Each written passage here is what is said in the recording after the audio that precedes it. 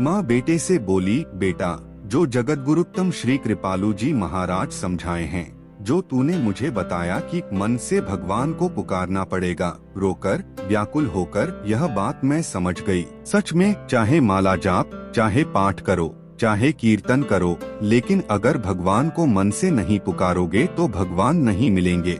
यह बात मैं समझ गई बेटा। बेटा बोला, हाँ माँ सुन। श्री महाराज जी भगवान को प्राप्त करने की सबसे सरल सहज उपाय बताए हैं। वे श्रीमद् भागवत महापुराण से एक सुंदर उदाहरण देते हैं।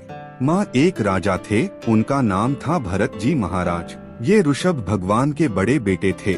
माँ वे बहुत बैरागी थे, लेकिन पिताजी की आज्ञा के कारण उन्होंने 1 करोड़ वर्ष तक राज्य किया। फिर राज्य अपने बच्चों को सौंपकर जंगल में आ गए और जंगल में गंडकी नदी के किनारे तपस्या करने लगे।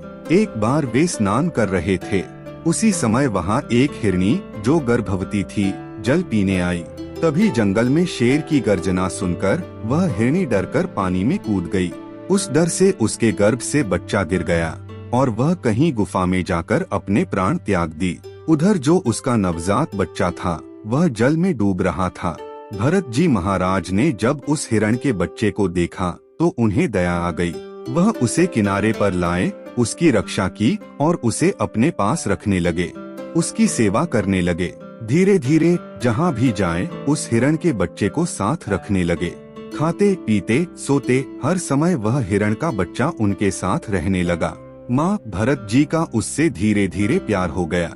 माँ समझ, प्यार हो गया जैसे तुझे मुझसे है, वैसे ही भरत जी को उस हिरण के बच्चे से हो गया। इतना प्यार हो गया कि एक बार वह बच्चा जंगल में खो गया तो भरत जी अपने शिष्यों से बोले, जाओ उस हिरण के बच्चे को ढूंढ कर लाओ, कहीं उसे कुछ हो न जाए, उसे हिंस्र जंतु न खा जाए। देख माँ, कितना प्रेम हो गया था। और पता है, श्री महाराज जी कहते हैं, जब मृत्यु का समय आया, भरत जी महाराज मृत्युशैया पर पड़े हैं, लेकिन शिष्यों से कह रहे हैं, बच्चों, उस हिरण के बच्चे का ध्यान रखना, वह अनाथ है। ऐसा कहते कहते उन्होंने शरीर त्याग दिया। तो पता है माँ, भरत जी महाराज का क्या हुआ?